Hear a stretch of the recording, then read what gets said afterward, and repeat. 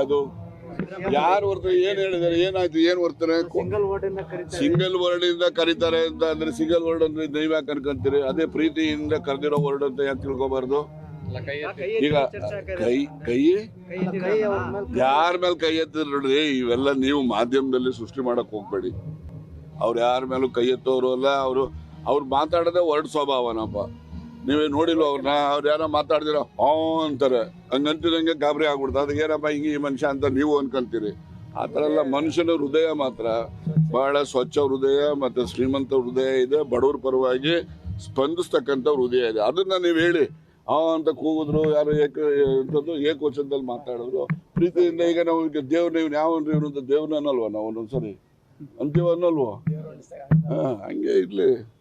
ವಿಶ್ವಾಸಕ್ಕೆ ಮಾತಾಡಿರ್ತಾರೆ, ಏನಾದ್ರು ಮಾತಾಡಿದಾರೆ ಆ ರೀತಿ ಅಂತ ನೀವು ಹೇಳೋ ರೀತಿ ಇದ್ರೆ ಅದನ್ನ ಯಾರು ಅನ್ಯತಾ ಭಾವಿಸ್ಬಾರ್ದು.